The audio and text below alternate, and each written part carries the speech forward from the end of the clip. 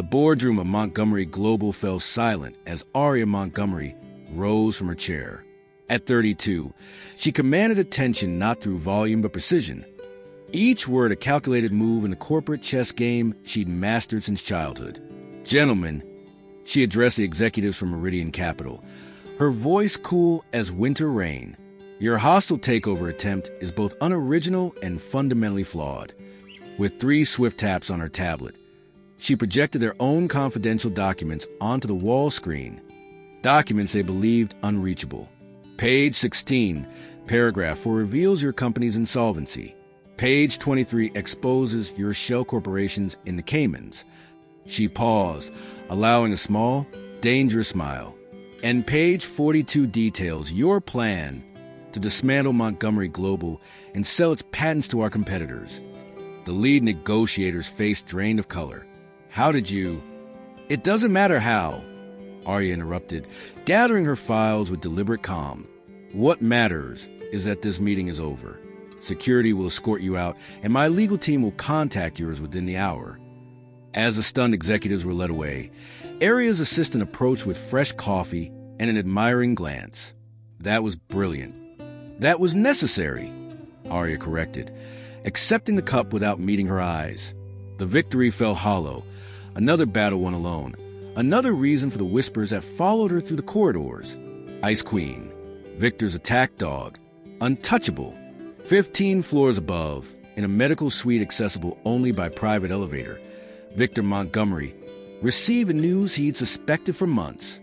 "The progression is accelerating," Dr. Sharma explained, her expression compassionate but unflinching as she displayed his brain scans. "The neurodegeneration is following the pattern we feared.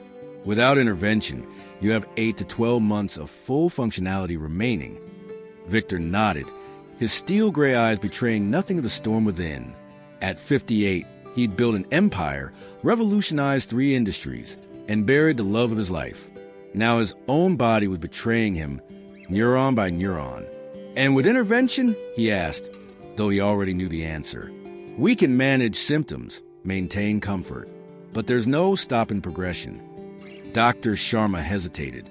"The experimental neural interface your company is developing won't be ready in time," Victor finished. "Not for me." As he left the medical suite, Victor paused at the window overlooking the security checkpoint below. A commotion had erupted.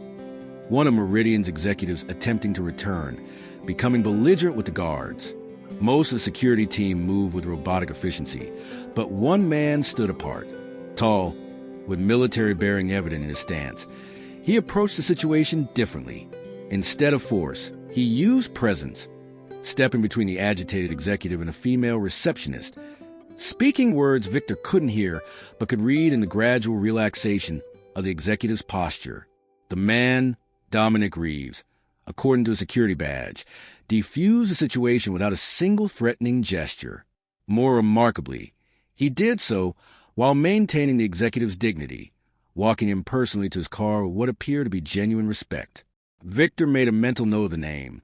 Later that evening, after the building had emptied of all but essential personnel, Victor stood alone in the research laboratory that few knew existed. Rows of neural interface prototypes gleamed under blue light, Montgomery Global's most classified project.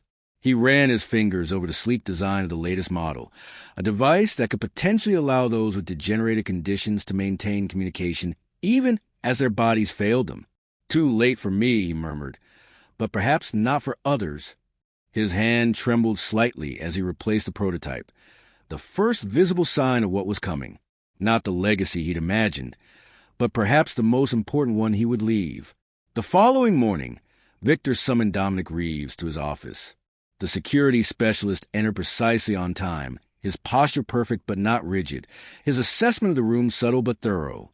"Mr. Montgomery." Dominic acknowledged with a respectful nod. "Mr. Reeves, your handling of yesterday's situation was impressive." "Just doing my job, sir." Victor studied him. The steady gaze, the controlled strength, the watchfulness that spoke of combat experience. "I have a different job to offer you. One that requires discretion, intelligence, and something rarer, compassion." Dominic's expression revealed nothing, but his attention sharpened. "I'm listening." "It concerns my daughter." Victor rose, moving to the window overlooking the city he'd helped build. Aria is brilliant, capable, and entirely unprepared for what's coming. "And what is coming, sir?" Victor turned, fixing Dominic with a penetrating stare. "My death, Mr. Reeves, and with it, threats to everything she values, including her life." Across the city in Montgomery Global's downtown offices, Aria was reviewing acquisition proposals when her father's call came through. "I've assigned you a new security detail," Victor stated without preamble, "given the Meridian situation and the threats we've received." Aria's spine stiffened. "I don't need a babysitter. This is a negotiable, Aria. He starts tomorrow." "He, Dominic Reeves, former Delta Force, the best we have." As the call ended, Aria stared at the rain streaking down her office windows, unaware that the man her father had chosen would soon breach every defense she'd built around her heart, or that her father's motives went far beyond protection of her physical safety. Some arrangements, after all, are designed to save more than just a life. Hello, my beautiful souls.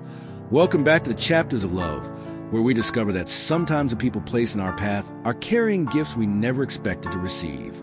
I wonder, where are you listening from tonight? Perhaps you're winding down after a long day, seeking a moment of escape. Maybe you're driving home, lost in thought about your own heart's journey. Or are you curled up somewhere cozy, wondering if the people in your life arrived by chance or design?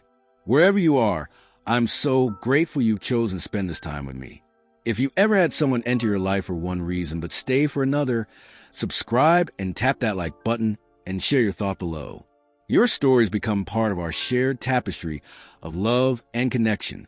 Now, settle in as we discover how the guards around a heart can fall when the right person stands watch. Absolutely not. Aria's voice cut through her father's expansive office like a blade. "I've managed fine for years without someone shadowing my every move." Victor Montgomery remained seated behind his desk, unruffled by his daughter's objection. The Meridian situation changes things. Their CEO has connections to people who don't handle rejection gracefully. "So I'll be more careful," Aria countered, pacing the room in elegant irritation. "I'll vary my routes. Use the secure parking garage. Whatever security protocol you want. But I don't need a personal bodyguard following me into meetings, standing outside my bathroom, or hovering while I have dinner with friends. This is a negotiation." Victor's tone remained even, but his eyes hardened. "Dominic Reeves starts today. He's waiting outside." Aria stopped pacing, her expression shifting from annoyance to suspicion. "You already hired him? Before even discussing it with me?" "I'm still CEO of this company," Victor reminded her, a subtle emphasis on still that Aria didn't miss. "And I'm still your father." Something in his voice, a weariness she hadn't noticed before, made Aria study him more carefully. The slight pallor beneath his tan, the new lines around his eyes. For a moment, concern replaced resistance. "Dad is everything." A discreet knock interrupted her question. Victor's assistant announced Mr. Reeves' arrival, and before Aria could object further, her father had invited him in. Dominic Reeves entered the room with quiet confidence, his charcoal suit impeccably tailored to his athletic frame. Aria turned to face him, a dismissive comment ready on her lips, but the words died unspoken as her synesthesia activated with unexpected intensity.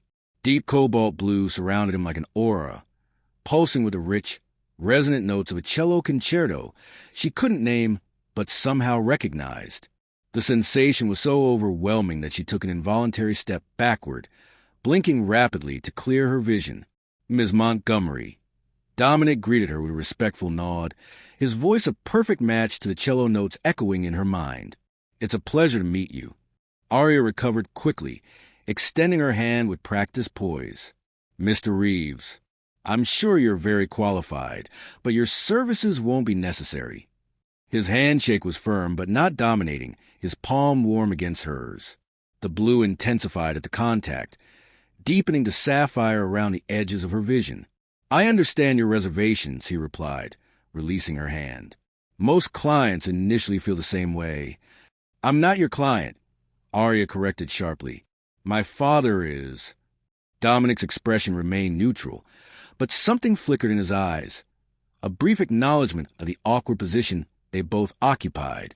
My assignment is your safety, Ms. Montgomery. I'll do my best to be unobtrusive. Unobtrusive, she repeated skeptically.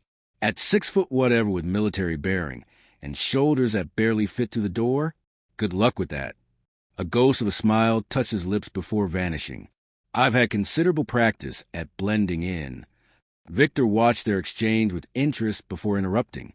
Dominic will accompany you to the Henderson meeting this afternoon. That's final, Aria. She recognized the tone, the one that had closed billion-dollar deals and ended boardroom challenges. Arguing further would be pointless. Instead, she gathered her tablet and files, her movements deliberately casual. Fine, but he waits outside during the meeting. She headed for the door, pausing to add, and he can find his own way to the Henderson building. I'm leaving now.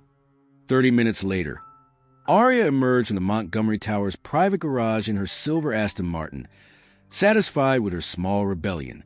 The satisfaction lasted precisely 3 blocks, until she spotted a motorcycle pulling smoothly into traffic behind her, its rider's posture unmistakable even beneath the helmet. Over the next week, Aria deployed increasingly creative strategies to evade her unwanted shadow. She slipped out through service entrances, made last-minute changes to her schedule, and once even borrowed her assistant's economy car instead of taking her own distinctive vehicle. Each time, Dominic materialized with maddening efficiency, sometimes waiting at her destination before she arrived, other times appearing beside her in elevators or lobbies, as if conjured from thin air. How did you find me? She finally demanded after he appeared at a small cafe where she'd gone for an unscheduled lunch. It's my job to anticipate, he replied simply, taking a position at a nearby table where he could survey the entire space. Would you prefer I sit with you or maintain distance? I prefer you disappear entirely, she muttered, returning to her salad. From Dominic's perspective, the assignment was proving both more challenging and more intriguing than anticipated. Victor Montgomery had briefed him on his daughter's intelligence and independence, but had failed to mention her remarkable strategic thinking or her uncanny ability to read people. Except, apparently, Dominic himself. He observed her in meetings, noting how she adapted her approach to each person's communication style. He watched her defuse tense negotiations with precisely timed questions. He witnessed her kindness to service staff and her ruthlessness with entitled executives who underestimated her. Most of all, he noticed her isolation, the careful distance she maintained from everyone around her, the walls she constructed so seamlessly that most people never realized they were being kept outside. The deception weighed on him increasingly. Victor's instructions had been clear. Protect Aria without revealing his condition or the full scope of potential threats that would emerge when his illness became public. But as Dominic gained respect for Aria's capabilities, the justification for keeping her in the dark seemed increasingly paternalistic. From his private office, Victor Montgomery observed their power struggle through security feeds and reports. Despite the seriousness of the situation, he found himself amused by his daughter's ingenuity and Dominic's patient persistence. It reminded him of his early courtship with Aria's mother, another strong-willed woman who had resisted his presence until resistance became pointless. As he reached for his coffee cup, Victor's hand trembled violently, sending dark liquid spilling across important documents. He stared at the betrayal of his own body, the amusement fading into urgency. Time was running shorter than even Dr. Sharma had predicted. The tremors were increasing in frequency and intensity. Soon, they would be impossible to hide. He needed Aria and Dominic to move past this initial resistance phase, needed them to build a foundation of trust that would sustain them both through what was coming. Because when Montgomery Global faced its greatest crisis, neither his daughter nor her reluctant protector realized they would need to protect each other. The annual Tech Innovation Summit transformed the San Francisco Convention Center into a showcase of cutting-edge developments and corporate rivalries. For Aria, it represented both opportunity and battlefield, a chance to announce Montgomery Global's newest neural interface prototype, while navigating the sharks circling since rumors of her father's reduced schedule had begun spreading. She moved through the crowded exhibition hall with practiced ease, Dominic a constant presence several paces behind. After 3 weeks of his unwavering shadow, she reluctantly adjusted to his presence, though she still refused to acknowledge its necessity. Aria Montgomery. A voice called from behind her, still playing CO while Daddy pulls the strings? She turned to face Lawrence Keller, CEO of Nexus Technologies, and her father's longtime competitor. His smile didn't reach his eyes as he approached, 2 of his executives flanking him like guards. "Lawrence," she replied coolly, "I see you're still confusing nepotism with merit. How's that voice recognition software performing? Still struggling with basic commands?" His smile tightened. "We should discuss your father's recent absences.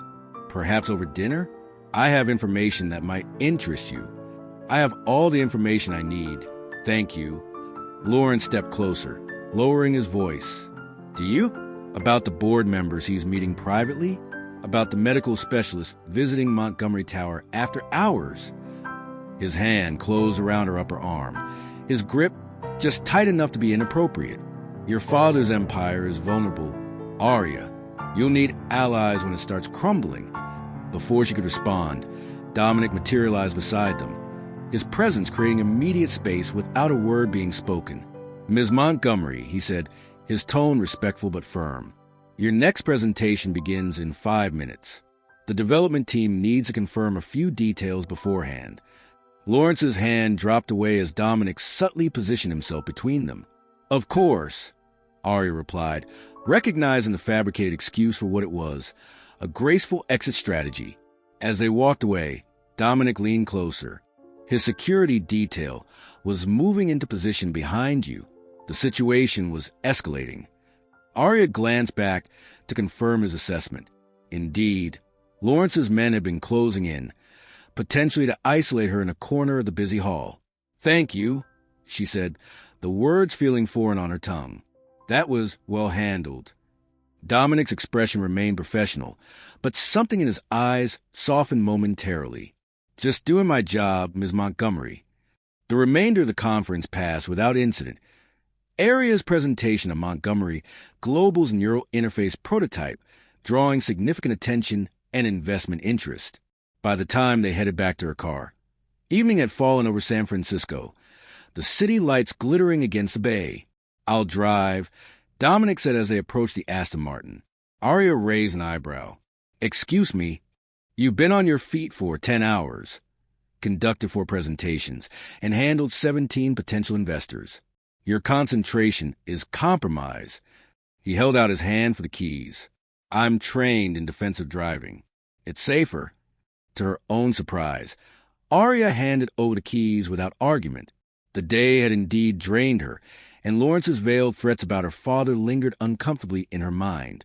As they merged onto the highway, silence filled the car until Dominic unexpectedly broke it.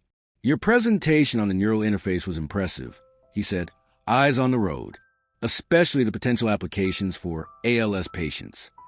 Aria turned to study him with new interest. "You understood the technical aspects?" "I have a background in communications technology from my military service," he explained, "and a personal interest in neural pathways." "Personal?" He hesitated before answering. "My younger sister has MS. The interface your company is developing could eventually help maintain her independence as the disease progresses." The revelation shifted something in Aria's perception. Not just a bodyguard then, but a man with his own connections to her work. The prototype is still years from market, but the preliminary results are promising. That's what matters, promise. His voice carried a quiet intensity. Hope is sometimes more important than immediate solutions. The conversation flowed more naturally after that, touching on technological ethics, medical research funding, and the balance between innovation and accessibility. By the time they reached Montgomery Tower, Aria realized they'd spoken more in that hour than the previous 3 weeks combined. "I have some work to finish," she said as they entered the private executive garage. "You don't need to wait." "I'll be here," he replied simply. 2 hours later, when Aria emerged from her office, she found Dominic seated in the reception area, his fingers moving with surprising dexterity as he folded a small square of paper. As she approached, He completed the final fold of an intricate origami crane, its wings delicately articulated. "That's beautiful," she said, genuine admiration in her voice. Dominic looked up, momentarily unguarded. "It helps me think. Old habit from deployment. When we couldn't move, couldn't speak, but needed to stay alert." He offered her crane with an almost shy gesture. Aria accepted it, noticing precision of each fold, the careful attention to detail that seemed to characterize everything about him. "Thank you," she said, tucking it carefully into her purse. The following Tuesday evening, Dominic followed Aria's car to an unfamiliar part of the city, a neighborhood of community centers and modest apartment buildings far from her usual haunts.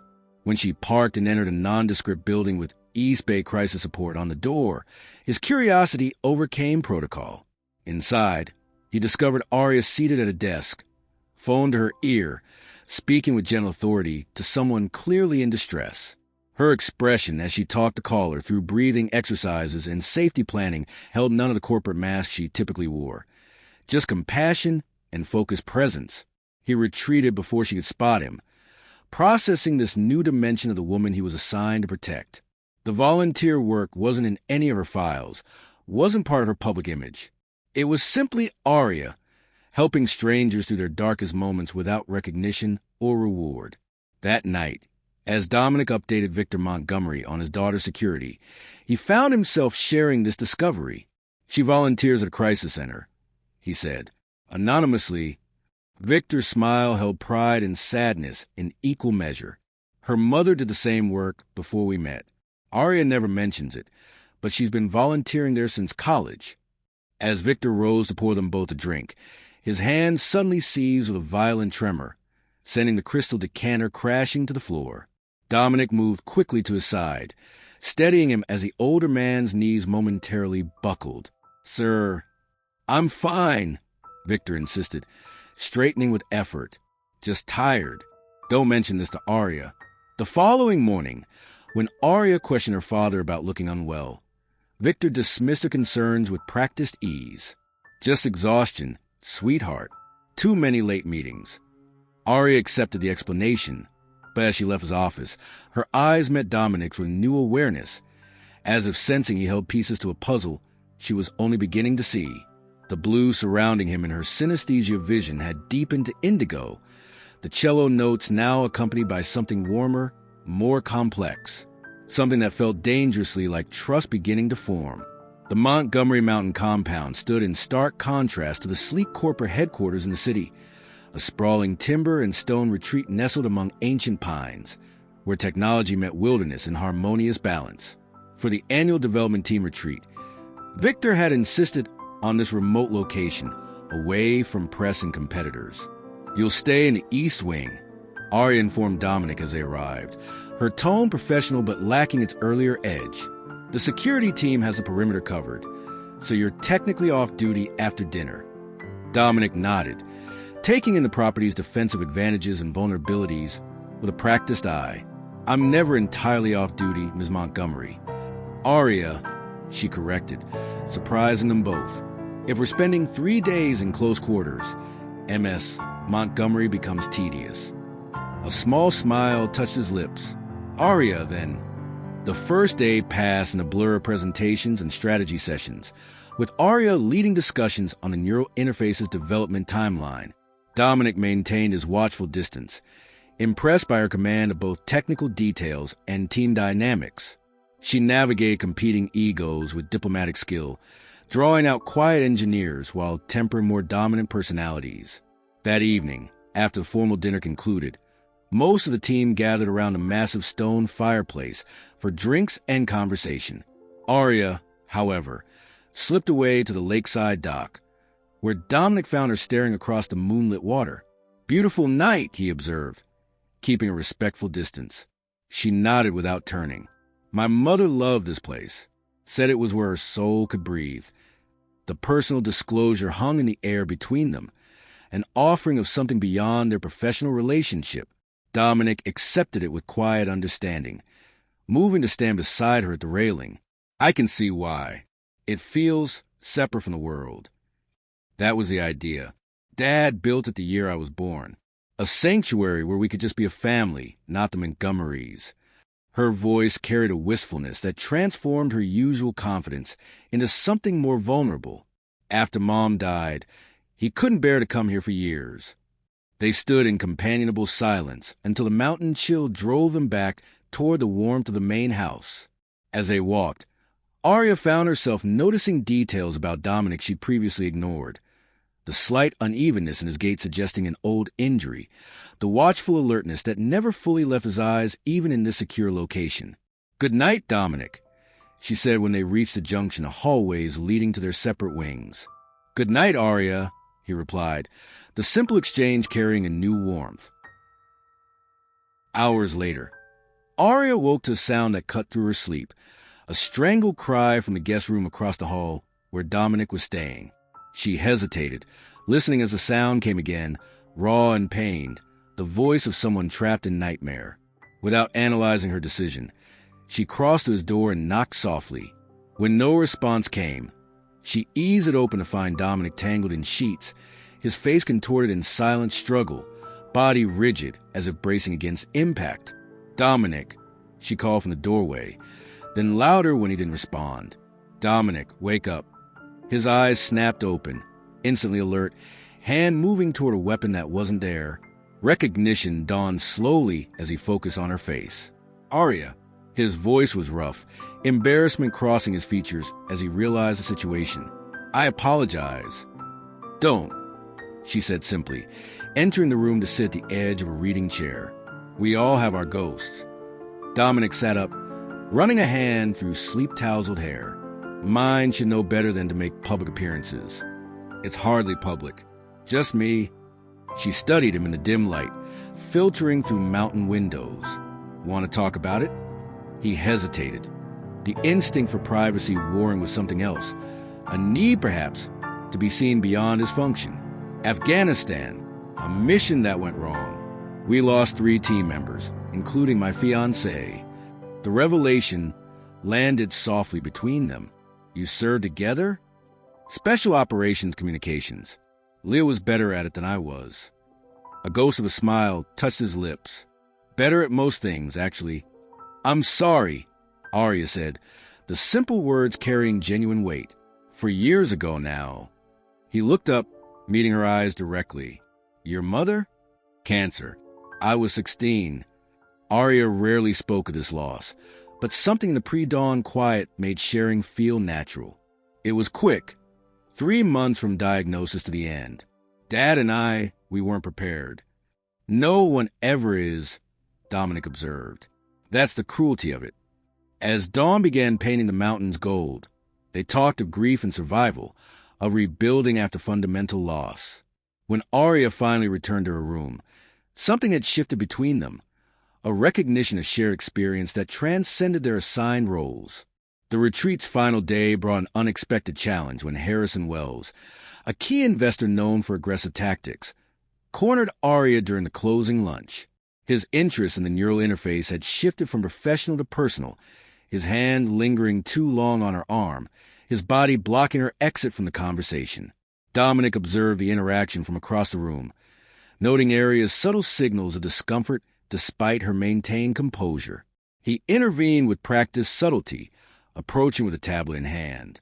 "Excuse the interruption," he said smoothly. "Ms. Montgomery, there's an urgent matter requiring your attention." Harrison frowned at the intrusion. "We're in the middle of an important discussion." "Of course," Dominic acknowledged with perfect professionalism. "However, the Tokyo team is on the line specifically requesting Ms. Montgomery's input on the interface calibration." The fabricated excuse provided Aria the graceful exit she needed. As they moved away, she murmured, "There is no Tokyo call, is there?" "No," Dominic admitted. "But your left hand was doing that thing it does when you're uncomfortable, tapping your thumb against your ring finger." The observation startled her. "You noticed that?" "It's my job to notice," he replied, though they both recognized it had become something more. During the drive back to the city, Aria found herself studying Dominic's profile as he navigated the winding mountain roads. In her synesthesia vision, the colors surrounding him had shifted dramatically. The cool blues warming to violet and indigo, threaded now with unexpected gold. The cello music in her mind had expanded to include other strings, creating a richer harmony that felt increasingly familiar. The change unsettled her. Her synesthesia had always been a reliable guide to character, a gift that helped her navigate a world where motives were often hidden. That Dominic had evolved from cool professional to something warmer in her perception suggested a shift she wasn't prepared to examine too closely.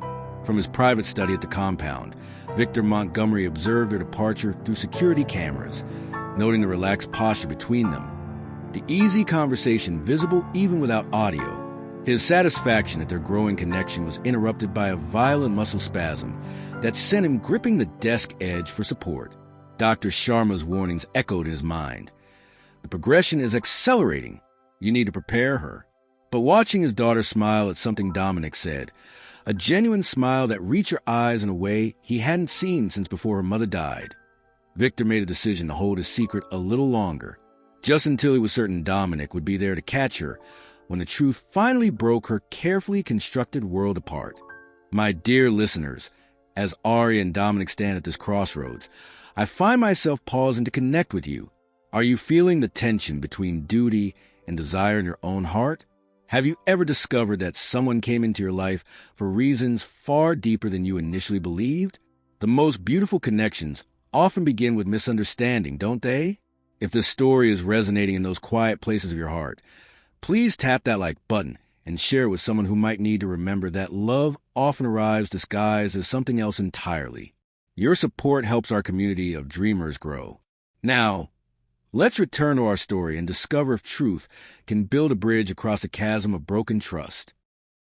The annual Montgomery Foundation Gala transformed the city's historic art museum into a glittering showcase of wealth and influence.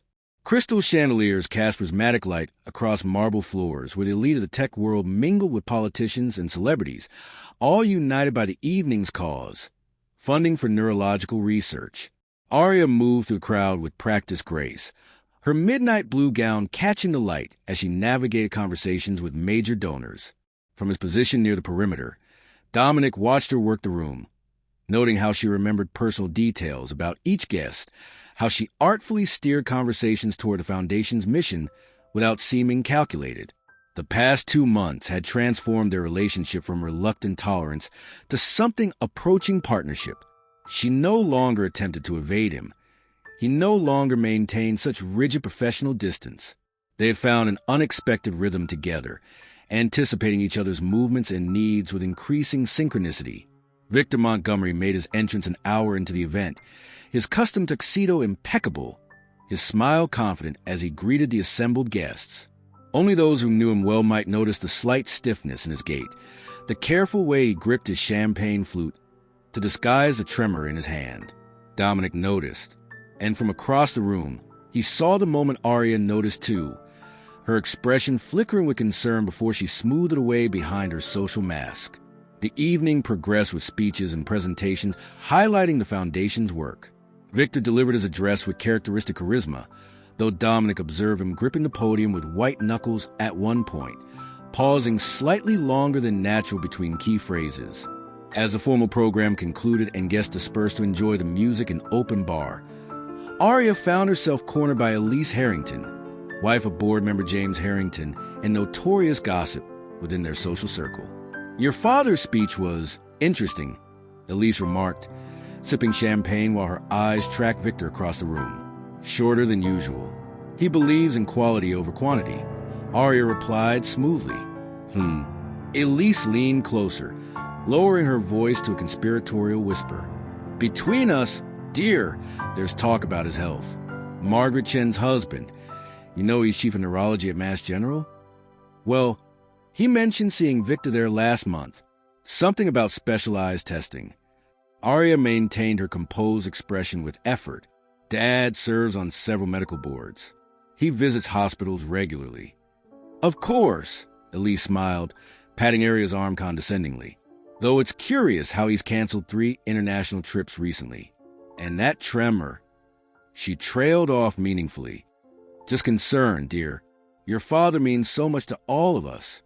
As Elise drifted away, Aria remained frozen, pieces clicking into place, Her father's reduced schedule, his insistence on her increased security, his uncharacteristic focus on succession planning.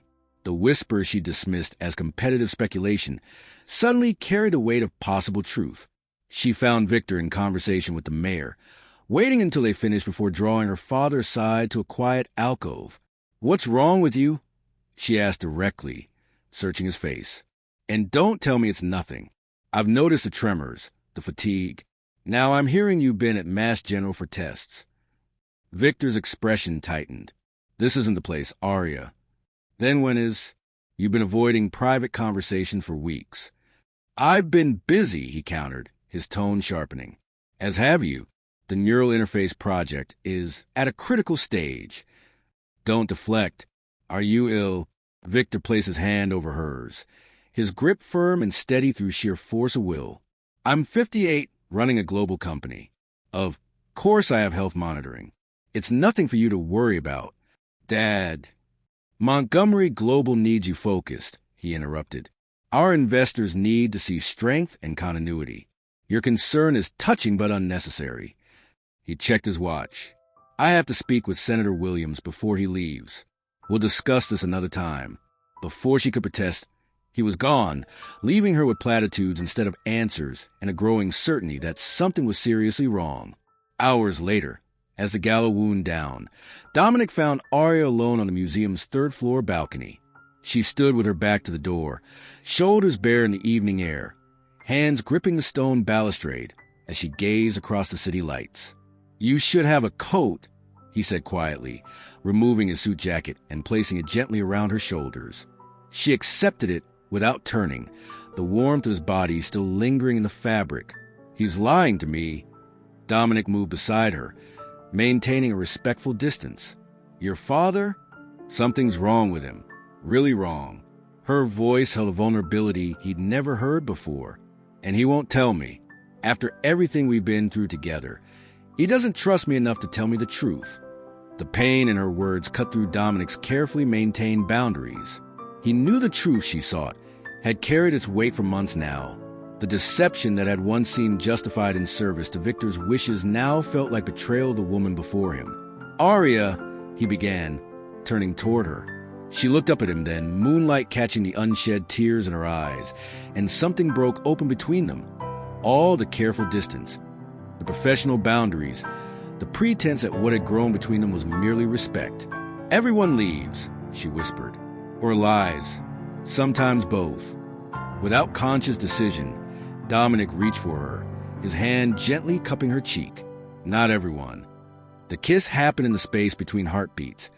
Neither could later say who moved first, only that when their lips met, the contact felt like recognition rather than discovery.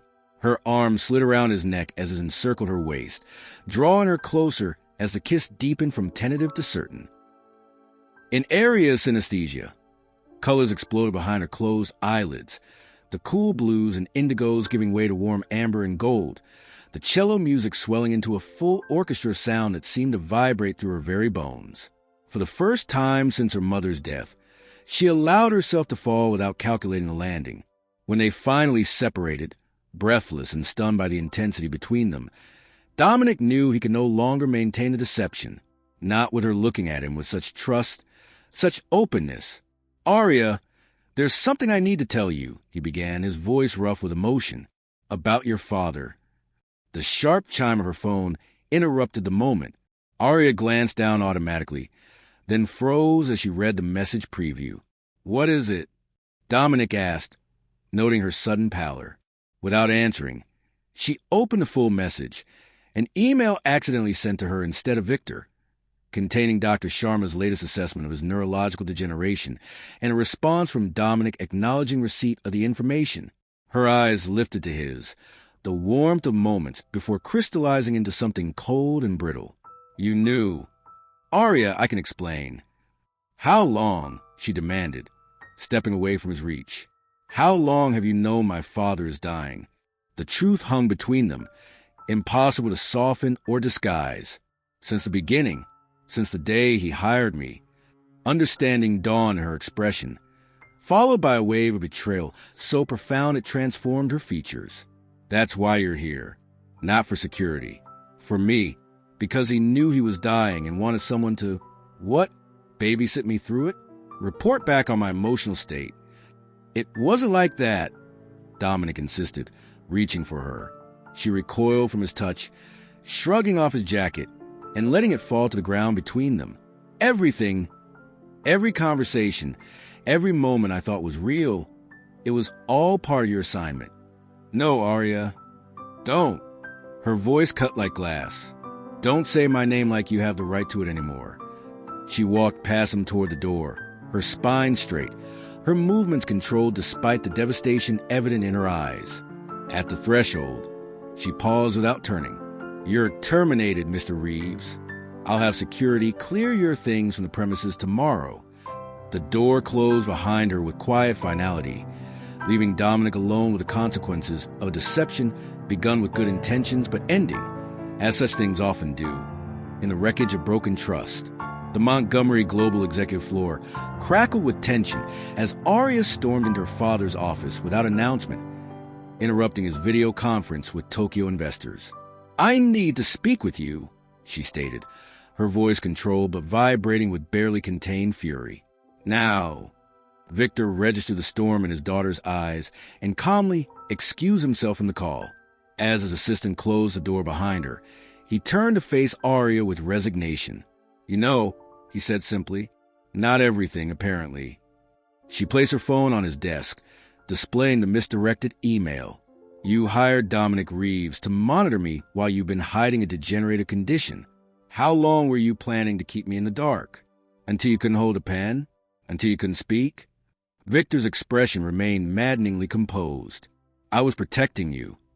From what? The truth? Or the chance to prepare for what's coming? Her voice cracked slightly. We've already lost Mom. Did you think I couldn't handle losing you too? It's precisely because you've already lost your mother that I wanted to spare you this for as long as possible. Victor's professional mask slipped, revealing the father beneath the CEO. The diagnosis isn't just about me dying, Aria. It's about how I'll die. The loss of function, the dependence, the indignity. So you shut me out and hired someone to, what? Report on my emotional state? Prepare me for your death without my knowledge. To protect you, Victor corrected. When my condition becomes public, you'll become a target. Not just for corporate vultures, but for those who will see you as vulnerable, manipulable. Dominic's background made him uniquely qualified to recognize those threats. Aria paced the office, her anger finding new focus. And he agreed to this deception? To pretend he was just security while spying on me for you. He protested the arrangement, Victor admitted. Quite strenuously, in fact. But ultimately accepted out of respect for my wishes. How convenient for his conscience, she said bitterly. I want him gone. Today. Victor shook his head. That's not happening. Excuse me? Dominic stays, if not as your security, then as mine. But he remains with Montgomery Global. Their standoff stretched into silence, two formidable wills clashing as they rarely had before. Finally, Aria spoke, her voice dangerously quiet.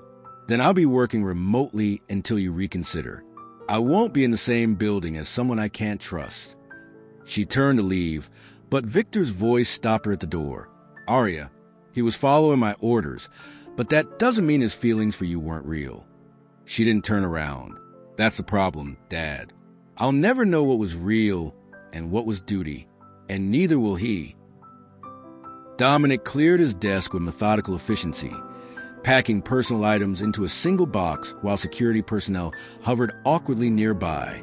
His removal from Aria's detail had been executed with corporate precision, access credentials revoked, belongings collected, escort to the exit arranged. As he placed his final item, the framed photo of his sister, into the box, his phone vibrated with a message from Victor Montgomery. My office. Now, 20 minutes later, Dominic sat across from his employer, tension evident in the set of his shoulders. She wants you gone completely, Victor stated without preamble. I refuse. With respect, sir, that puts her in an impossible position. She's a Montgomery. Impossible positions are our natural habitat. Victor's attempt to humor fell flat against Dominic's grave expression. I'm reassigning you to my personal security detail. You'll continue monitoring Aria's safety remotely. Dominic's jaw tightened. That's a violation of her explicit wishes. Her safety supersedes her wishes. Victor leaned forward, his expression hardening. This isn't negotiable, Dominic. The situation is deteriorating faster than expected. I need someone I trust watching over her. She trusted me too, Dominic said quietly. Now that's gone. Perhaps, or perhaps it's simply damaged. Victor studied him thoughtfully. The question is whether you care enough to repair it. For 3 weeks, Aria worked from her penthouse apartment, attending meetings virtually and avoiding Montgomery Tower entirely. She threw herself into work with renewed intensity, as if corporate acquisitions and product launches could fill the hollow space that had opened inside her. At night, when the city quieted and distractions faded, she found herself reaching for her phone to text Dominic about some small observation or question, only to remember that connection was severed, built on foundations of sand. What troubled her most wasn't the anger, which burned clean and righteous, but a persistent ache of missing him, missing conversations that had nothing to do with security or business, missing the quiet way he anticipated her needs, missing the feeling of being truly seen. Meanwhile, she began her own investigation into her father's condition, using her considerable resources to piece together his medical consultations, research interests, and the pattern of his increasingly frequent personal days. The picture that emerged confirmed her worst fears. The neurodegeneration was aggressive, the prognosis measured in months rather than years. The experimental treatments he'd been quietly pursuing showed minimal results. The neural interface technology that Montgomery Global had been developing, technology she championed without understanding its personal significance to her father, represented his last, desperate hope for maintaining communication as his body failed him. From a discreet distance, Dominic monitored her movements through security systems and carefully placed personnel. He respected her boundaries by never appearing where she might see him, while ensuring her protection remained intact. Each night, he compiled reports for Victor that focused solely on security matters, omitting the personal observations that had once filled their discussions. If he sometimes parked across from her building at night, watching her silhouette move behind penthouse windows, he justified it as professional thoroughness rather than the ache of separation it truly was. Neither of them slept well during those weeks of silence. Both threw themselves into their duties with redoubled focus, as a professional excellence could compensate for personal turmoil. Both failed to notice they were being watched by others with less honorable intentions than their own. The quarterly board meeting progressed with its usual blend of financial projections and strategic planning. Aria attended virtually, her face on the boardroom's main screen as she presented the neural interface project's latest milestones. From his position at the head of the table, Victor Montgomery guided the discussion with practice authority, betraying no sign of the effort it cost him to maintain the facade of normalcy. James Harrington, always eager to challenge the Montgomery leadership, raised pointed questions about development timelines. These projections seem optimistic given the technical challenges. Are we certain the interface will be market-ready within 18 months? The technical hurdles you're referencing were overcome last quarter. Aria responded smoothly from the screen. If you'd reviewed the supplementary materials. I've reviewed everything, Harrington interrupted, his tone dismissive. My concern is whether this project has become too personal for objective assessment. The company's resources shouldn't be allocated based on sentimentality. Victor's expression hardened. The neural interface represents the future of Montgomery Global, not just in market potential, but in human impact. If you can't see beyond quarterly returns. His voice suddenly faltered. Those watching closely noticed his right hand begin to tremble violently against the polished table. He gripped the armrest to steady himself, but the tremor intensified, traveling visibly up his arm. Victor? Marcus Chun, the company's legal counsel and Victor's oldest friend, leaned toward him with concern. Victor attempted to respond, but his words slurred incomprehensibly.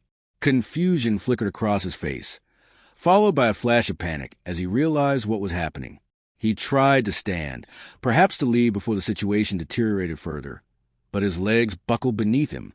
Through the video feed, Aria watched in horror as her father collapsed, His body seizing as board members rushed to his side. Marcus shouted for someone to call an ambulance while Dominic, stationed outside the boardroom, burst through the doors and took immediate control of the situation. "Clear the table. Give him space," Dominic ordered, moving with practiced efficiency to position Victor on his side, protecting his head as the seizure continued. Aria's voice came desperately through the speakers. "What's happening? Someone tell me what's happening." But the chaos in the boardroom drowned out her pleas as medical emergency protocols activated throughout the building. Massachusetts General Hospital's VIP wing offered privacy and luxury, but neither could soften the harsh reality Aria faced as she rushed through its corridors. She'd flown directly from the airport to the hospital, the 3-hour flight from San Francisco feeling like an eternity as scenarios played out in her mind, each worse than the last. Dr. Sharma met her outside the private room, where Victor had been stabilized. The seizure was severe but not unexpected at this stage of neurodegeneration. We've managed to control the symptoms for now, but this represents a significant progression of his condition. "How long has he known?" Aria asked, her voice hollow.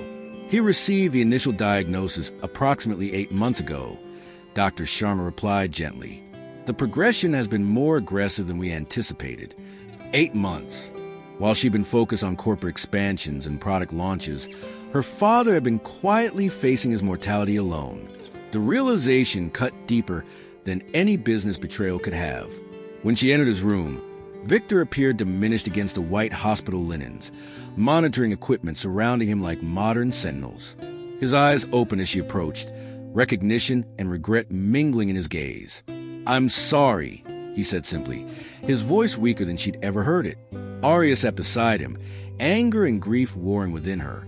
8 months, Dad. You had 8 months to tell me. I thought I had more time." He reached for her hand with fingers that trembled despite his efforts to control them. "More time to prepare you, to prepare the company. That wasn't your decision to make alone." Tears threatened, but she held them back through sheer force of will. "We could have faced this together. Instead, you shut me out and hired someone to what? Watch me fall apart when I finally learned the truth." Victor's expression softened. "That's not why I arranged for Dominic." "Then why?"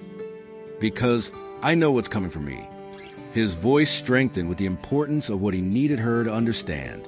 The loss of function, the dependency, eventually, the inability to communicate at all without the interface technology. "I can face all of that, Aria. What I couldn't face was leaving you unprotected when I'm gone." "I don't need protection," she insisted. "I've been running half the company for years." "Not from business threats. From isolation." Victor's gaze held hers steadily. "After your mother died, we both retreated into work, into achievement. It protected us from feeling the loss, but it also walled us off from connection. I didn't want that for you when I'm gone, to be left with only the company as companion and purpose." Understanding dawned slowly. "So you hired Dominic to, what? Make sure I wasn't alone." "I hired him because he's exceptional at protection. Yes. But I chose him specifically because I recognized something in him. The same capacity for loyalty and compassion your mother had. Someone who could see beyond your defenses to the person beneath." Victor's expression turned apologetic. "The deception was my idea and not his. He argued against it from the beginning." Aria stood abruptly, moving to the window to process this revelation.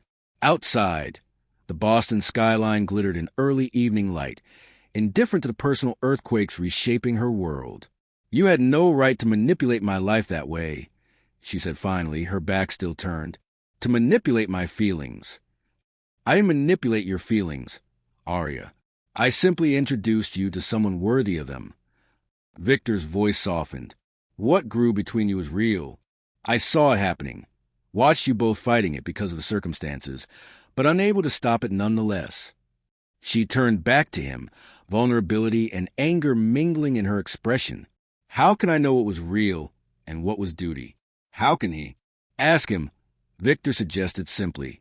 The monitor tracking his vital signs beeped as his heart rate elevated slightly. Dr. Sharma entered to check his condition, using the interruption to administer medication through his fore. "You need to rest," the doctor advised Victor before turning to Aria. "The next 24 hours are critical for stabilization. You can continue your conversation tomorrow." Aria nodded, gathering her coat. As she prepared to leave, Victor caught her hand. "I'm not asking you to forgive the deception," he said quietly, "only to understand that it came from love, not manipulation, and perhaps to consider that sometimes the circumstances of meeting someone matter less than the truth of who they are." She squeezed his hand gently before withdrawing. "Rest, Dad. We'll talk tomorrow." In the hospital corridor, Aria leaned against the wall, finally allowing tears to fall as the full weight of her father's mortality crashed over her. The company, the inheritance, the responsibility, none of it mattered against the imminent loss of the man who had shaped her life, who despite his flaws and mistakes had always been her foundation. And somewhere in the tangle of grief and betrayal, she found herself wishing for the comfort of the one person she'd forbidden from her presence, the man who had entered her life through deception but had somehow become essential to her sense of safety in the world. The realization only made her cry harder. 3 days after Victor's collapse, Aria stood outside the unmarked research facility in Cambridge where Montgomery Global's most advanced neural interface development took place. The building's unremarkable exterior concealed cutting-edge laboratories where scientists worked to bridge the gap between failing bodies and intact minds. She hadn't planned to come here. Her morning had been scheduled with hospital visits and emergency board meetings to address the company's leadership during Victor's recovery. Yet something Dr. Sharma mentioned during their morning consultation about a security consultant who'd been volunteering for interface testing had redirected her path entirely. The security guard recognized her immediately. "Ms. Montgomery, we weren't expecting you today." "I'm not here officially," she replied, surprising herself with the admission. "Is Dominic Reeves here?" The guard checked his monitor. "Yes, ma'am. Lab 3. Shall I notify them you're coming?" "No," she said quickly. "I prefer to observe first." He nodded, providing her with a visitor badge and directions through the maze-like facility. As she approached Lab 3, the glass observation wall gave her a clear view of the activity inside without announcing her presence. Dominic sat in a specialized chair, electrodes attached to his temples and neck while technicians adjusted equipment around him. A neural interface prototype, smaller and more refined than the version she'd seen in company presentations, rested against the skull behind his right ear. Dr. Eliza Winters, the project's lead scientist, stood nearby monitoring readings. "Ready for another sequence, Dominic?" He nodded, his expression focused but relaxed. "Let's try the complex communication pattern again. Remember, just think the words as clearly as possible," Dr. Winters instructed. "The interface will attempt to translate your neural patterns into text." Aria watched transfixed as Dominic closed his eyes in concentration. On the large monitor visible to both researchers and observers, words began appearing one by one. The purpose of protection isn't to build walls, but to create space where vulnerability becomes possible. The sentence completed, Dr. Winters checked her readings with evident satisfaction. 93% accuracy. That's our best result, yet with complex conceptual thinking. "The interface is getting more intuitive," Dominic observed. "Less mental effort required than last week. Your neural patterns are remarkably consistent," another researcher commented. "Makes you an ideal test subject." Dominic smiled slightly. "Military training, disciplined thinking. Or perhaps you simply know your own mind very clearly," Dr. Winter suggested. Aria felt a tightness in her chest watching the scene. Dominic volunteering his time, his mind, his neural patterns to advanced technology that might help her father communicate as his condition progressed. It was a side of him she hadn't considered, that while removed from her security detail, he'd found another way to serve. She was about to enter the lab when Dr. Winters asked, "Same time tomorrow?" Dominic shook his head as technicians removed the electrodes. "I'll be unavailable for a few days. Family matter." "Your sister?" Dr. Winters asked with concern. "Yes, her MS has flared up again. I'm flying to Chicago tonight." This new piece of information, Dominic leaving to care for his sister, settled something in Aria's mind. Without conscious decision, she pushed open the laboratory door. Conversation stopped as she entered. Dr. Winters recovered first, extending her hand. "Ms. Montgomery, this is an unexpected pleasure." "I apologize for interrupting," Aria replied, her eyes never leaving Dominic, who had gone completely still at her appearance. "I need to speak with Mr. Reeves." Privately, the researchers exchanged glances before Dr. Winters nodded. "Of course. You can use my office. Down the hall, first door on the right." Neither Aria nor Dominic spoke as they walked to the indicated room. Once inside, with the door closed behind them, the silence stretched taut between them. 3 weeks of absence and hurt and unspoken words creating an almost physical barrier. Dominic broke it first. "How is your father?" "Stabilized. Awake. Stubborn." She managed a small smile despite herself. "The doctors are cautiously optimistic about this phase, though the long-term prognosis hasn't changed." He nodded, maintaining a careful distance between them. "I'm glad he's stable." "Why are you here?" she asked, gesturing toward the lab. "Testing neural interfaces wasn't part of your security contract." "No," he agreed. "It wasn't." "Then why?" Dominic considered his words carefully. "Because it matters. Because it might help your father. Because it might help my sister someday." He paused before adding quietly, "Because it was the only way I could still help you without disrespecting your wishes to stay away." The simple honesty in his answer disarmed her practiced defenses. "I overheard you going to Chicago. For your sister. Her MS episodes are getting more frequent." Concern shadowed his expression. "She lives alone, and this one's hit her mobility hard." "I didn't know." "There's a lot we don't know about each other," he acknowledged. "Your father's arrangement complicated everything." Aria moved to the window, gathering her thoughts. "I need to understand, Dominic. All of it. No more partial truths or protected information." He nodded, accepting the terms. "Your father approached me 4 months after his diagnosis. He'd vetted me thoroughly, my military record, my private security work, even my personal history. He was specifically looking for someone who understood loss, who recognized its impact. Because of my mother," Aria surmised. "Yes, he believed I could protect you physically, while understanding the emotional vulnerabilities that would come with his deterioration." Dominic's voice remained steady, factual. "I initially refused the arrangement.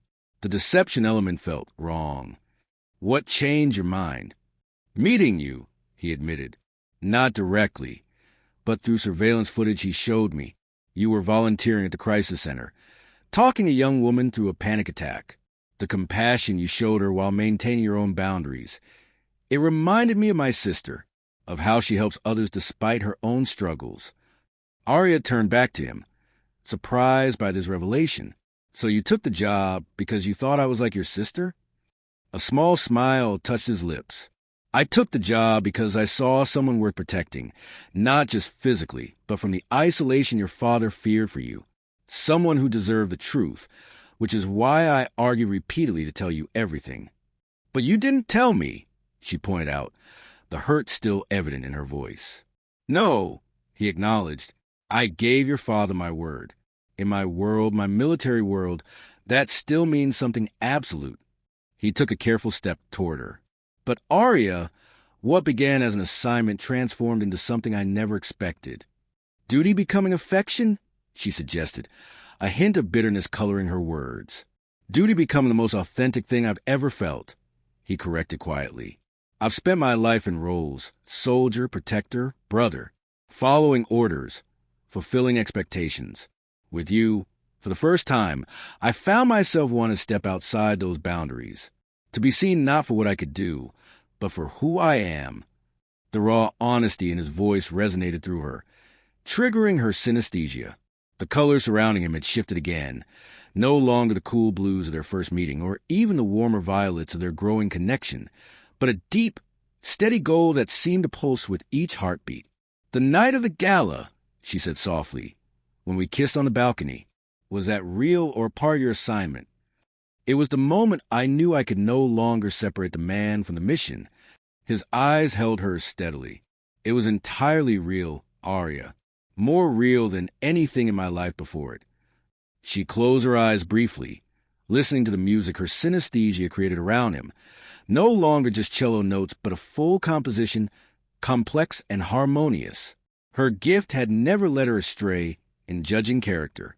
It had shown her the truth about Dominic from the beginning, a truth her rational mind had been too hurt and angry to accept. "My father said something at the hospital," she said, opening her eyes to find him watching her with careful hope. "He said the circumstances of meeting someone matter less than the truth of who they are." Dominic nodded slowly. "Wise man, your father."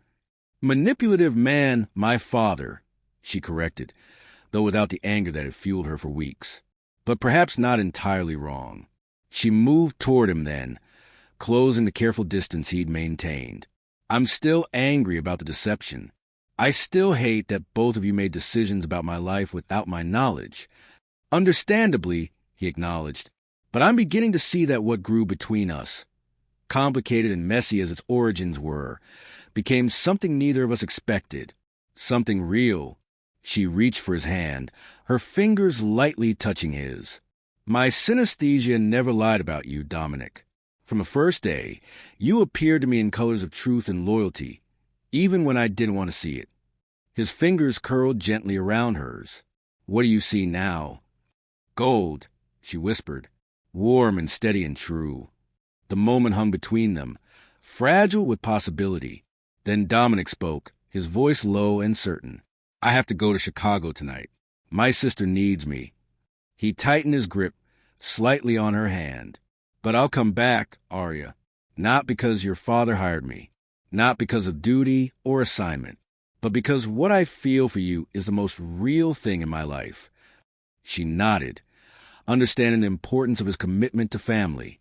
"I'll be here. We have a lot to figure out, about us, about the company, about my father's care." "One day at a time," he suggested. "One truth at a time," she countered with the beginning of a smile.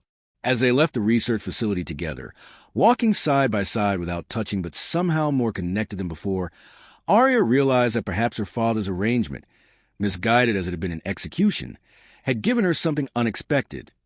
The chance to discover that love built on complicated beginnings could still grow into something authentic and true.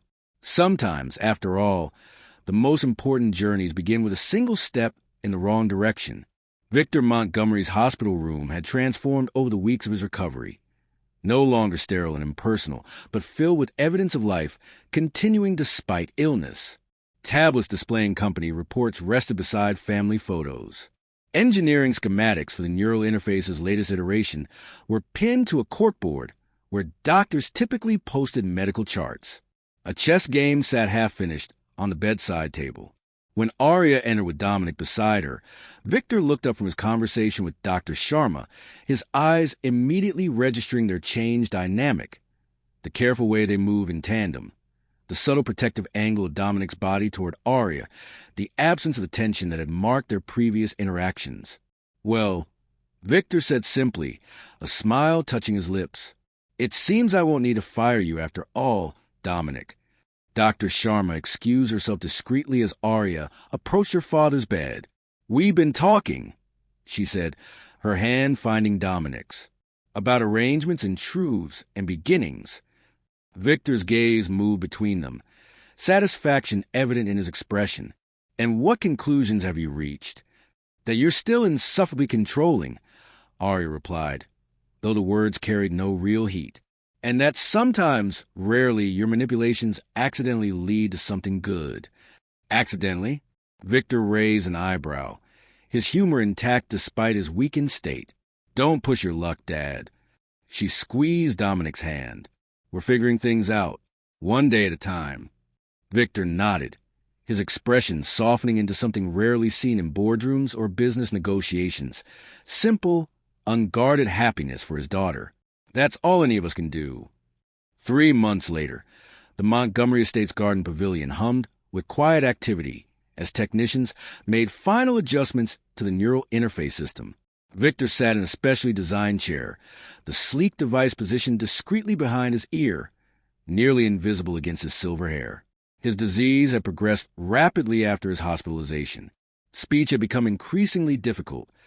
Fine motor control almost impossible. Yet his mind remained sharp as ever, trapped in a body that betrayed him more each day. "Ready, Mr. Montgomery?" Dr. Winters asked, completing the calibration sequence. Victor nodded, his movements jerky but determined. Aria stood nearby, Dominic's steady presence at her shoulder as they watched the technology they'd helped perfect face its most personal test. The interface activated with a soft chime. On the tablet mounted to Victor's chair, words appeared that his voice could no longer reliably form. "Much better. Like having my voice back." Aria's eyes filled with tears of relief and gratitude. For weeks, communication had become increasingly frustrating as her father's speech deteriorated. Now, his thoughts flowed directly to text, preserving his voice in digital form. "Don't cry, sweetheart. This is a victory, not a defeat." She nodded, wiping away tears. "I know. It's just hearing your thoughts so clearly again. The mind remains, even when the body fails. Remember that." Over the following months, the interface became Victor's primary means of communication as his physical abilities continued to decline. What began as a business innovation transformed into the bridge that allowed him to remain fully present in his final chapter, participating in board meetings remotely, advising on company transitions, and most importantly, sharing precious moments with his daughter that would otherwise have been lost to silence. Through it all, Dominic remained steadfast, not as security personnel, but as family. He coordinated Victor's care team with military efficiency, researched experimental treatments with relentless thoroughness, and supported Aria through the emotional roller coaster of watching her father's physical decline while his mind remained vibrantly intact. His commitment manifested in countless small moments, sitting with Victor through sleepless nights when pain management failed, learning to interpret the subtle facial expressions that supplemented the interface's communication, creating a security system that allowed Victor dignity and privacy while ensuring his safety. One evening, as autumn painted the estate gardens in amber and gold, Dominic found Aria alone on the terrace, watching the sunset with exhausted eyes. "You need rest," he said gently, wrapping a blanket around her shoulders. "You've been awake for 20 hours. "Dad's having a good day," she replied, leaning into his embrace. "I don't want to miss it." "He's sleeping now. Marcus is with him." Dominic pressed a kiss to her temple. "You can't pour from an empty cup, Aria." She turned in his arms, studying his face in the fading light. "When was the last time you slept properly? Or took a day off? Or did anything for yourself?" "This is for myself," he answered simply. "Being here with you with your father, it's exactly where I want to be." The truth of his words was evident in every choice he'd made since their reconciliation. He'd declined lucrative security contracts to remain at the estate. He'd postponed his own plans and ambitions to be present through Victor's decline, not from obligation or duty, but from love for her, and increasingly, for the remarkable man who had brought them together through his unorthodox arrangement. 1 week later, Victor summoned them both to his study, the room he insisted on using despite medical recommendations, maintaining that dying in a hospital room is admitting defeat. "I've made some decisions," his interface displayed as they settled into chairs beside him, "about the company, about the future." "Dad, you don't need to worry about that now," Aria began, but Victor's hand raised shakily to stop her. "Now is exactly when it matters." The words appeared with deliberate emphasis. "I've restructured the board, removed obstacles, secured your position." Aria nodded, having expected this. What surprised her was what came next. "And I've asked Dominic to join Montgomery Global officially, head of security and special projects, reporting directly to you." She glanced at Dominic, who appeared equally surprised by this announcement.